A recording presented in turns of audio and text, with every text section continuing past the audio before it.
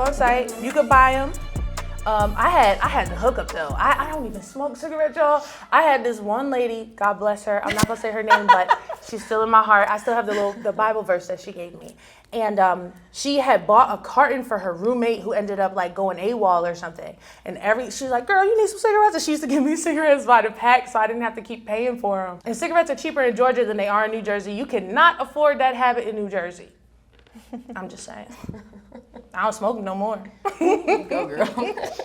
DOC is drug of choice for anyone who is listening and may not be familiar with that, and that could be alcohol or any form of drugs, but that's what DOC stands for. Hello, everybody, and welcome back to another episode of To the Last Drop. I'm Dominique Spinelli. And I'm Shelly Robbins.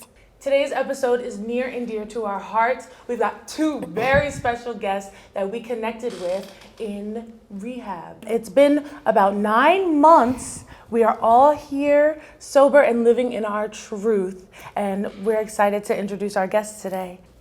Hello, Vicky. I'm Amy Holt. To the right is my heart, my good friend, Amelia. Hey, Dominique. Hey, Amy.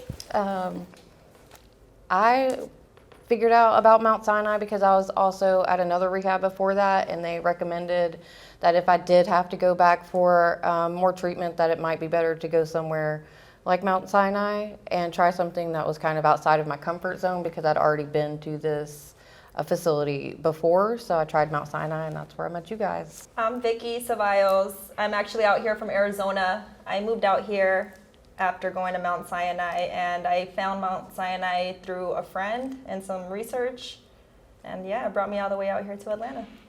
Yeah, so I am so excited for both of you to be here. Vicky, Amy, I'm so excited to see you guys. And I know when I first found Mount Sinai, I actually heard of it back in December, but I decided to go in May. And when I arrived, I actually saw Dominique first. She's the one that helped me get out the car. She was glowing in the lawn under the sun. And it helped me get out that car and make that step. But then moving forward, we actually shared our group therapy sessions. All four of us were in the same group therapy session. So we spent 2 hours a day together every single day. And then eventually we were all moved into a cabin together. So we were definitely be able to get to know one another more on a deeper level. So I'm really excited for the both of them to be here with us. So this is my first experience doing a rehab, and I came all the way out from Arizona. So I just kind of was on the low key about it. I didn't even want anybody to know in the beginning where I was at, let alone that I was just trying to recover, get back to my normal self. I had a lot of different ideas of what it was going to be like, but it definitely, I'm just glad that I was able to get into a rehab like Mount Sinai because I've heard a lot of stories, so that it kind of made me nervous going into it. So when I did my research even in the beginning, I was just I literally searched like the best rehab. Like I just heard different stories. So it made me nervous. It just made me always just have my eyes out. My girl Dominique, she already knows. She definitely held me going, kept me going in there. But it was nice to be able to find people that you actually do connect with, relate to, share things about with, because it was just, you're living with these people. And I know Shelly was saying that we had we shared 2 hours every morning together or every day, but it was literally more than that. We were living together, sleeping together, waking up together, eating together. Drinking coffee together. Having a little cigarette, because that's all we could have together. A little schmiggity. It reminded me of my very dearest friend, my best friend, and her mom, literally in one together. So it was like kind of like meant to be, had me thinking so. Because I was nervous, because I wasn't gonna know nobody, let alone not have that spirit, or like my friend that just making sure that reassuring me that everything's gonna be okay. And as soon as I go in there, I end up meeting Dominique, and I was like, it's meant to be. And it instantly just made me feel like ease, more relaxed, actually getting to know her, praying together, just everything. It was great. We definitely did a lot of manifestation. So that's one thing that we definitely It wasn't just once or twice, but we were manifesting literally everything that we wanted there, how we wanted things to be, let alone being in the cabin, sharing a room together, to getting people out of the cabin. I don't want to say mean girl status, but It was mean. It was mean. But I mean, you know, so it was an experience. It was an experience. So Call it clean girl status, because Yeah. we still here. sober, still sober. So Michelle came in a little after, but I was so grateful to meet her as well, because instantly, I mean, we both clicked. And like we were saying, we were all able to have that experience together, being in a cabin. And we were there for each other when we were at our lowest there. So I appreciate that, because I was ready to check out of the place.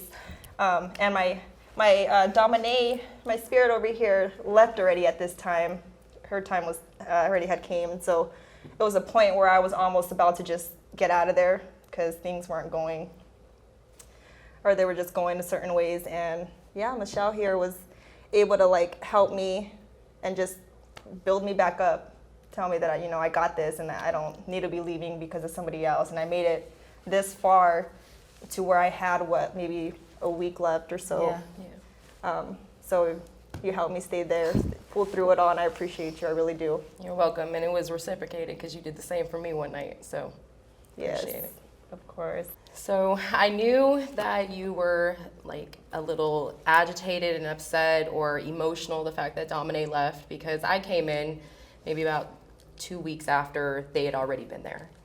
And you could tell you were antsy, and I forget who it was, and even if I remember, we're not going to say no names, but the lady that was there, the girl that was there, she got moved into the cabin. And they already had some kind of beef. You had some beef with her or something like that. You didn't want her in there due to, I think it was religious aspect, right? Yeah. Yeah. Something like that. But you were ready to just go. Like you were saying, I'm going to call my best friend. She's going to be outside the gate. I'm running through the forest. I'm throwing the bag over. Like, you're not going to keep me here. And she's like running up to the office, and she was just upset, and you were very upset and emotional, and I really thought you were going to end up really trying to leave, but I was like, girl, you're not leaving. Like, you were on the bed, and I'm like grabbing you, like, you need to just chill and calm down. Like, it's not worth it to throw your sobriety away. I know some of the staff had got involved with that. I even called Domine. I was like, if you don't talk to your girl and tell her to stay, she's almost made the 30 days. So through those conversations, I realized the staff couldn't calm you down, none of that, but you and I were able to see each other in that moment. And I think it was more of like, okay, Shelly understands and I understand her, and you kind of just digressed, and the situation got a little bit calmer, and you didn't go anywhere. So I'm really proud of you for that you didn't take off. I think all four of us understood that. Like, we were there for a reason. I can't remember exactly what their DOC was, but I know the feeling of being let go or not feeling valuable or important enough to somebody else to be like, no, you're worth it. And she was worth it. We all are. Yes. And I know how hard it was for me to get myself to rehab, to get through each day, to do all those things. And although we have different backgrounds, we shared a very common denominator there. And we were each other's support system, even though we didn't know each other 2 weeks prior. And I knew her friend left, and I wanted her to know that she still had someone here, even if it was still just for a short period of time, that today, that she's not alone, and she's made it this far, and that she's worth it. I had tried to get an extension. For like 2 or 3 days. Either way, she still would have had a few days without me, but it was hard. It was hard because she was like my little sister. Like, literally, she's just like my little sister.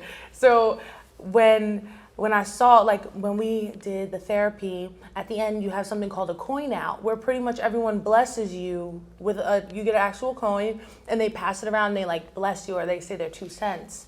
And with Vicky, and I think I lost the recording. I have permission to record it too, just so y'all know. But with Vicky, when she said like, you're like my sister and all that, and I was like, dang, I feel the same way. Like, this is the first time that we actually said it, but I was like, she was just like, what? We had Selena, we was in there. What? Bitty, we was good. So yeah, it was sad. And then when I got the call, I think I had been home for like a whole day. Yeah. I had been home for a whole day. I had just laid in the bed. I get a call from Shelly. I pick up the phone. She's like, Vicky is spazzing out. She want to leave. She want to go AWOL. Like, she leaving. She don't care. And you just hear Vicky, I don't give a if she don't leave, I'ma leave. And I'm like, Vicky, I'm on the FaceTime, like, Vicky, you want to go outside and have a smoke? Like, and we didn't have smoke, so we had schmiggities. We were smoking schmiggities. Mm-hmm. So I had a schmig. She was still wilding for respect. Talking about I don't have to deal with this. As soon as y'all go to sleep, I'm leaving. Like, she was bugging. So It was like, I guess, kind of little things here and there, but like one, I guess what set me off was one of the girls who was there, second time around, so it wasn't her first experience at Mount Sinai, mind you, it's my first time there. They ended up trying to move her into a cabin that I was in, and she just had different, had different beliefs than I did, and there was just things that she was doing that I wasn't necessarily okay with, let alone being in the same cabin or sleeping under the same roof with her. So I went and talked to staff. I even ended up coming to the main honcho there to talk to him, tell him what's going on.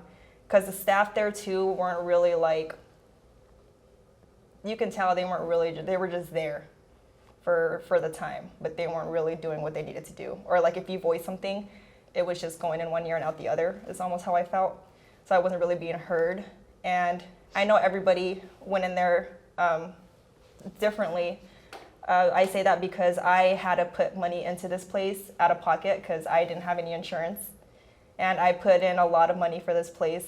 Too much money. It would be ridiculous for people for me to even say it. But so I'm not necessarily saying that I had more of a toll, but I just wanted to be heard on my reasons why. And it just wasn't happening. And this other female that was trying to go and move into the cabin started putting herself up here on a pedestal, trying to say like, I've been here before. This is my second. Like, I was in this cabin already, and I'm gonna be in this cabin. And I was like, no, you're not. In my bed. So it was like the energy had changed, I would assume. And it just kind of was set off from there because eventually they didn't try to fix the situation and they just let it. And I told them what would happen if they allowed that or if they just left it. They did, and they let things go further into an altercation almost. But I'm just grateful that they did eventually listen and they got her out of my cabin. But it just little things that set me off. And while that was for the money I'm spending, I'm like I can't, like, why am I going to put up with all this craziness? So I know you had said that you weren't being heard, and I know I can definitely relate to that. Mm-hmm. Where do you think that was like stemming from? I'm sure it wasn't like right there in the moment. That was the first time you felt that way. Is that maybe something that came from your childhood? You were triggered? Is there a time that maybe you didn't feel heard before? That's great that you brought it up, actually. Yes, it goes back just to, I guess you guys can call it trauma. Being younger, my parents raised us the best that they could, gave us everything that we wanted or could ask for. But as far as the actual affection for showing love or listening or being heard, it was always like I had to fight my own battles when I was younger, because if I ever said anything to my parents, which I did once when I can't even tell you how young I was, but I was pretty young. And I did bring up to my dad, like, I think maybe I need to see see like a therapist, and I was told that I would want attention, and it just it just made me grow up like a lot quicker too at the same time, because it's like I've got to be there for myself. I got to keep myself strong. I know that my parents love me and they'll do anything for me, but everybody's just, my parents are old school, so it's not nothing that I hold against them. So do you, But oh, go ahead. no, it's just, yeah, that's not being heard growing up, was definitely, yeah. So I was just thinking, like, the fact that, you had elaborated on the fact that you spent so much money to go to rehab. Do you kind of feel like maybe you paid the price to go and to be heard and to be seen and to be healed and things like that? Like, I paid for this experience. Yeah. And, I'm not just asking for a handout, not saying that validation is a handout, but almost an expectation behind it, since you did pay that price. In a way, yeah. I don't want to sound like petty or anything, but yeah, because it was just like I didn't go out of my way to like tell people or put my business out there, because I mean it's kind of silly. I was hearing from everybody, just about everybody, that everybody was there on insurance for free, and I put a lot of money down, and to not be heard, or to not like, it took me a while to even get, or like a few days to even get in a cabin, and that almost like.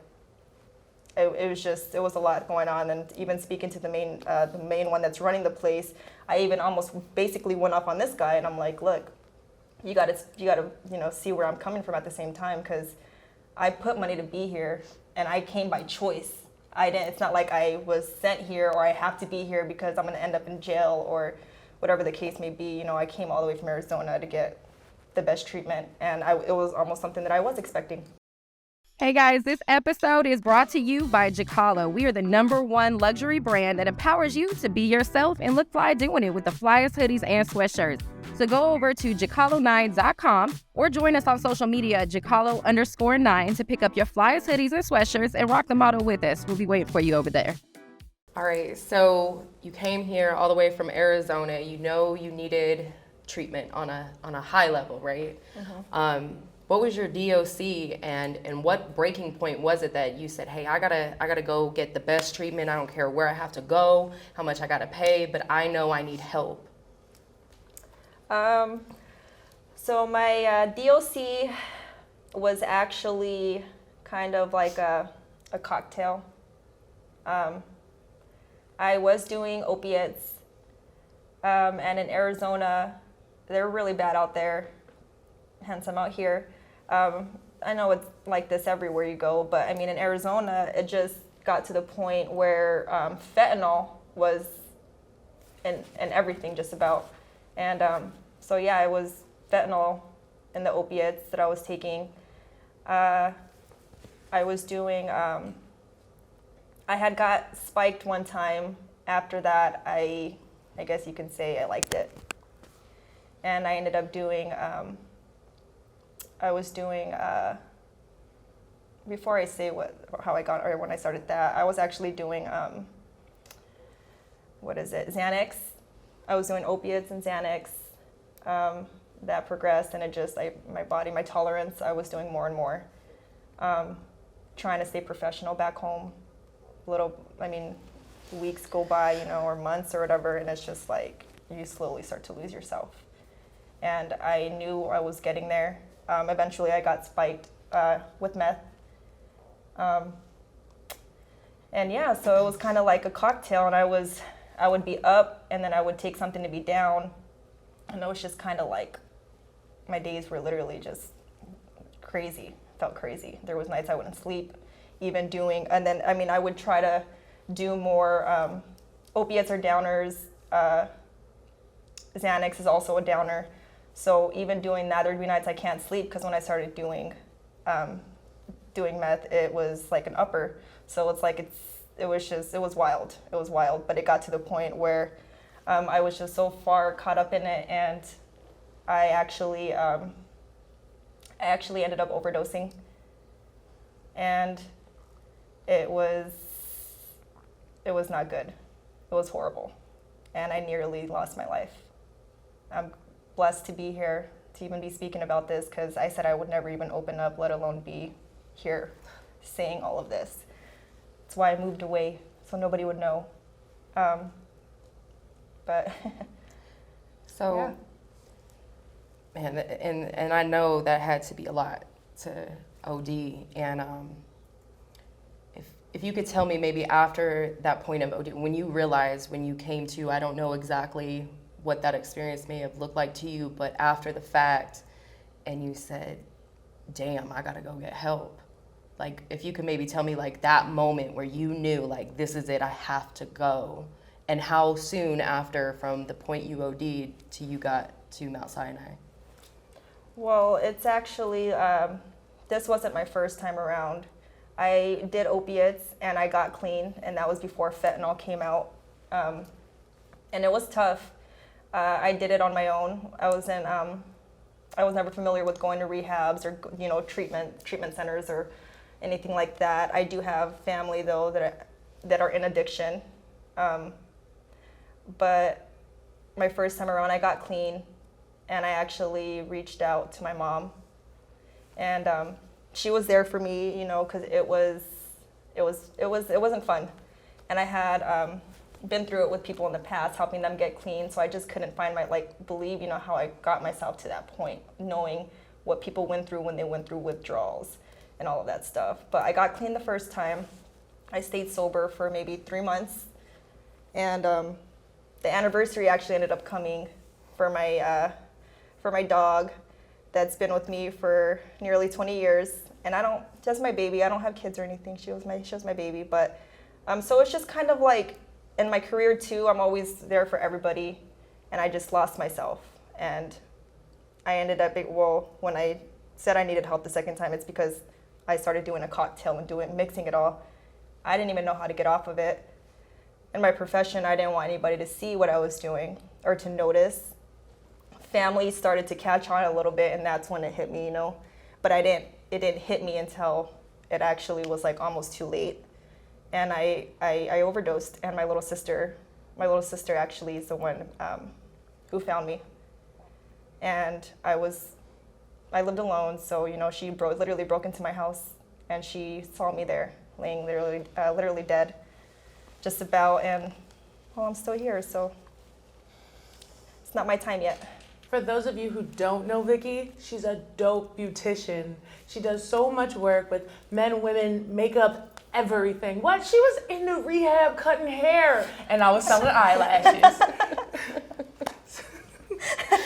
Just a little backstory. We was cooking it up in there, okay? We even had guys at they were only allowed to the porch, remember? But we even had guys at our cabin getting their hair cut sitting on the porch. So Vicky is the truth. And like Michelle and I, Vicky works for herself. She's an entrepreneur. So, Vicky, let me ask you, as an entrepreneur, fighting your addiction, what did that look like for you? It was tough.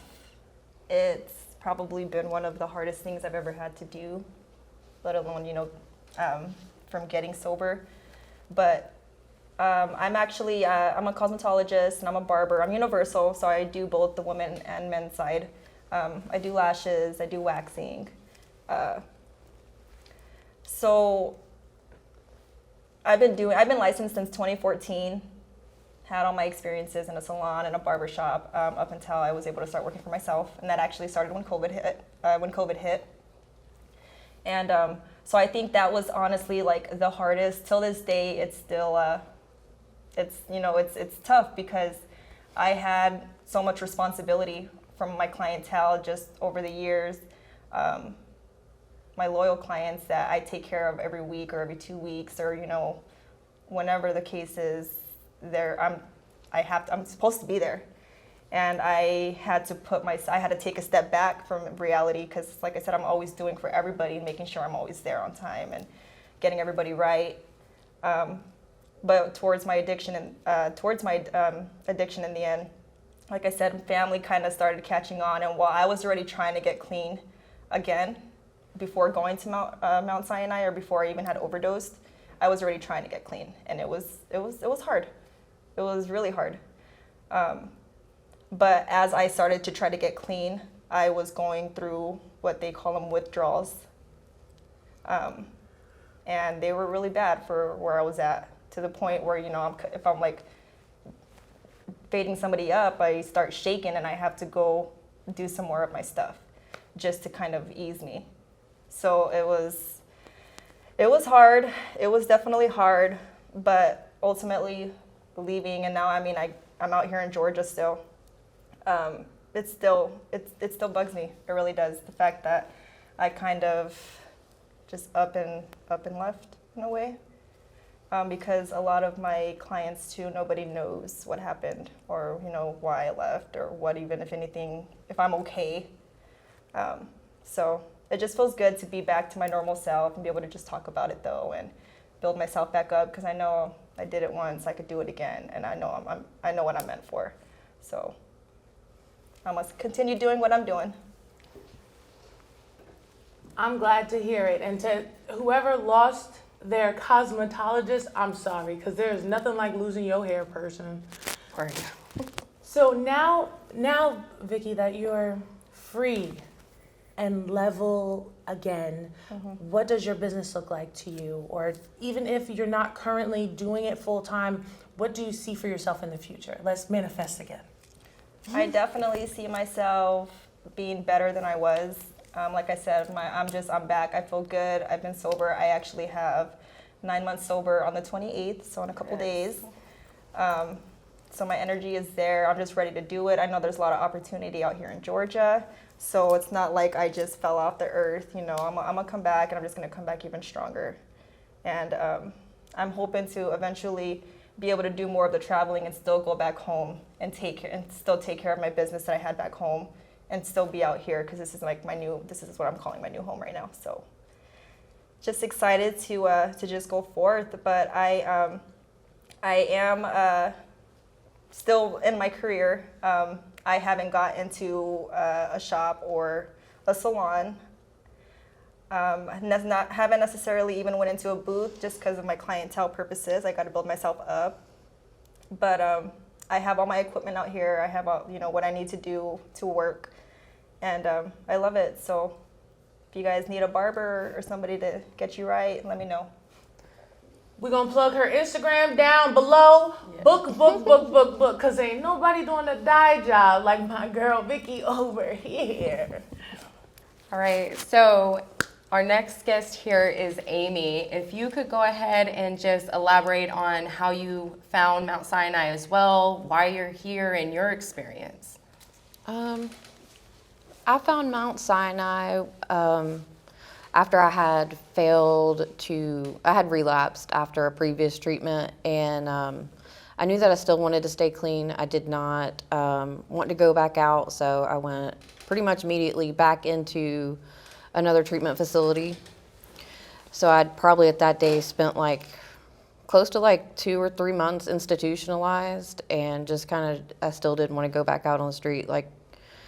Treatment is hard, but there's not a single day that I spent in treatment that was as hard as it was being out there trying to keep up with all of my bad habits and all of the trauma that, was brought into my life as, I was making those decisions to get high and use drugs. But I found Mount Sinai through actually another place called Black Bear, another treatment center up in North Georgia, which is also really a phenomenal treatment center. But what brought me into treatment in the first place was I'm actually a dual diagnosis patient. So I also struggle with, mental health problems like PTSD and trauma and addiction issues. So it took me several tries to, get any amount of sobriety under my belt. This is the longest that I've had since my kids were born, since 2010. And it's been really hard. But they're actually, having kids is actually what made me, actually push to try and do better. But even before that, what really pushed me to do it was that I was having so many flashbacks, from my PTSD and things like that, and it was impossible. There was no me not getting treatment. My brain had just completely shut down, and I couldn't take care of myself anymore, couldn't take care of my kids. So, I had to get really, really uncomfortable and just kind of stick with the program. But yeah, I found Mount Sinai with everybody.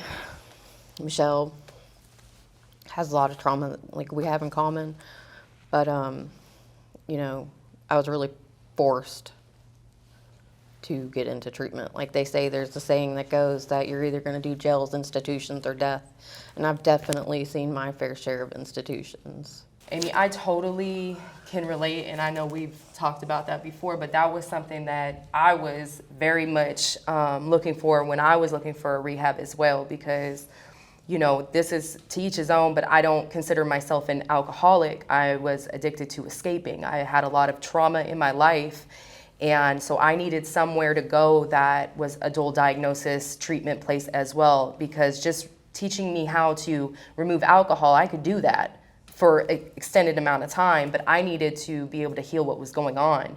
And Mount Sinai definitely provided that with the therapy and everything that was going around the clock each and every single day. And then also the fact that, you know, we both had children at home waiting for us, and just dealing with our mental health issues and working through that sober, in a rehabilitation center with a bunch of people you don't know, I think definitely is why we built like a bond during that time, because we were sharing so much vulnerable information with one another and we could not escape it like we were so used to. So Yeah, it was like, I didn't realize how much we actually did share, I guess, until like probably even like right now, just sitting back and looking back on it, it was a lot. yeah.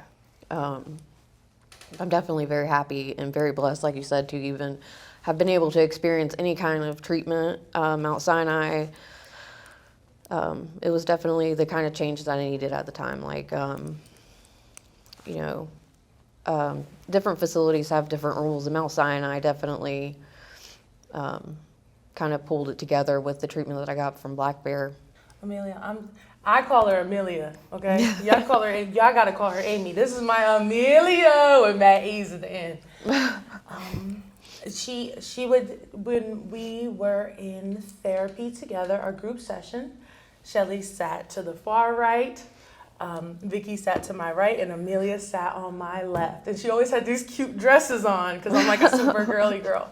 And it was awesome watching your transition, for even just from what you chose to wear. Because you would always wear the cutest dresses, and we'd be like, girl, that dress is so cute. And you were like, this is not who I am. This is just the dress I bought. I don't even dress like this at home. And I was like, okay. So it was nice getting to peel back the layers and really learn her. But I want to tell you, and I've been thinking about this since the plane, you don't know how much you affected me, honestly. When we were in therapy together, she got to hear a lot of my problems, things that, all three of you, things that the regular world does not know about Dominique Spinelli. They got to hear. And one day, I went to Mount Sinai because I always had to be the rock of the family. I always had to be the strong one, the supportive one, the one that was always moving. Like, I didn't even know what taking a break was. If I wasn't washing the dishes or making something for somebody, I was cleaning something, like always going, to the point where being of service to other people was like torture. It was so bad. So when I went to Mount Sinai, I told myself, you're going for you, because I sent me there. I found it on TikTok. Shout out to Shorty on TikTok. I found it on TikTok. So I went and I said, okay, I'm going to go here and I'm going to worry about myself. I'm not going to serve anybody. I'm not going to do anything. To the point where they have like a star student program in the rehab called like a mentor, and you get a cute little purple bracelet. I got it.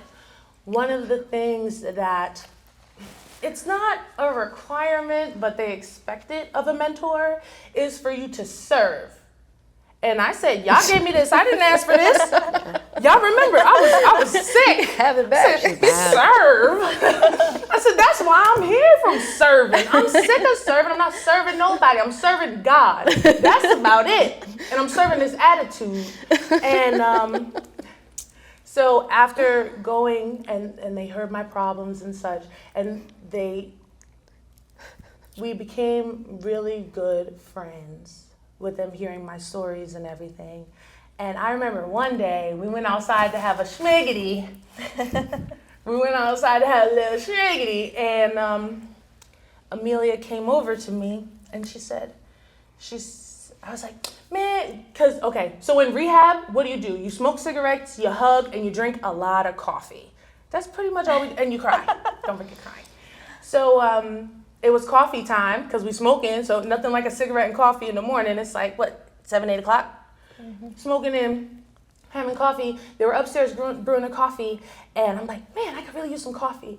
And Amelia comes over, we're smoking together, and she says, oh, I'm gonna go get it. I'm gonna make it for you. How you like your coffee? And I said, no. I said, no, don't worry about it. I'm gonna come with you. Da-da-da. She's like, girl, sit down. She said, you don't let people do things for you, huh? And ever since you said that, I've never been the same. It's like you stopped the world on me. And I was like, I wasn't offended. The world stopped. Because I was like, wait, I don't. Even down to a compliment. It's like, if you give me one, I gotta give it back. You can't have anything for yourself. Nobody can provide you with anything unless you're reciprocating and serving back. So I was like, no, don't worry about it. It's okay, I got legs. I'll be right up there. I'm gonna smoke this. And she was like, how do you like your coffee? Sit down. And ever since then, even the other day I was in the shower and I heard, you don't let nobody do nothing for you, huh? And I was like, dang. And honestly, right hand high, I go to Starbucks on the regular. Right hand high, that was one of the best cups of coffee I ever had in my entire life. And that's not satire.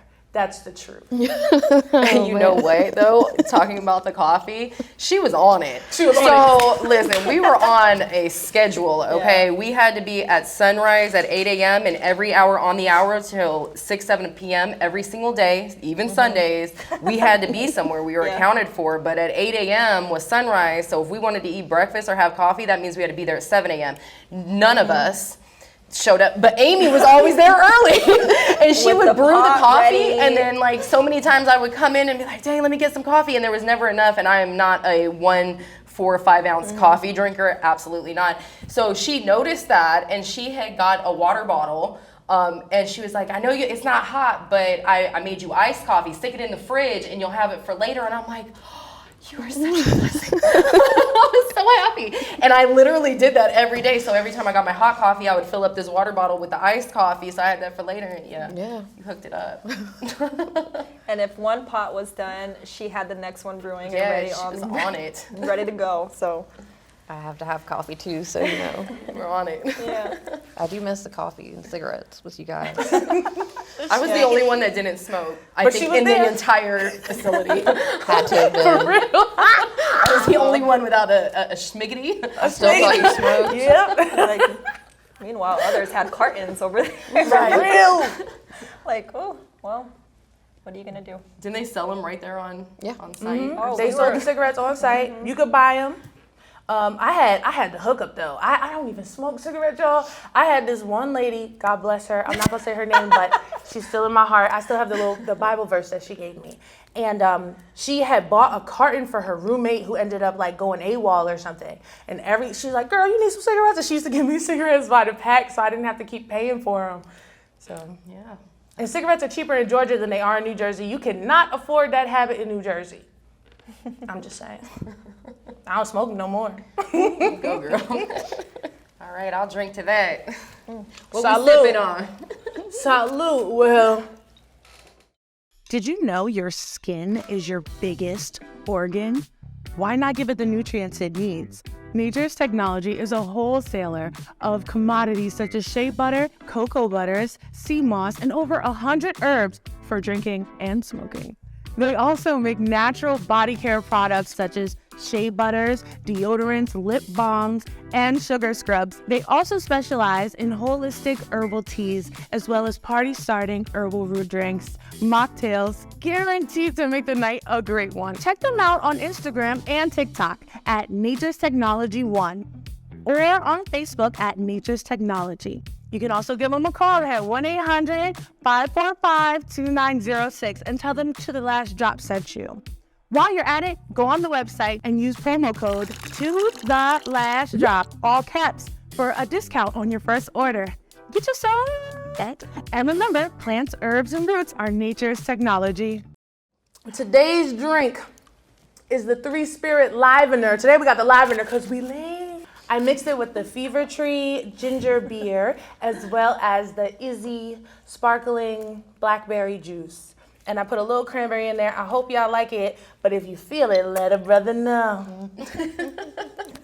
You are a little bartender back here with your mocktails. For real. I met T-Pain at the hotel. Let me tell you, he liked the bartender.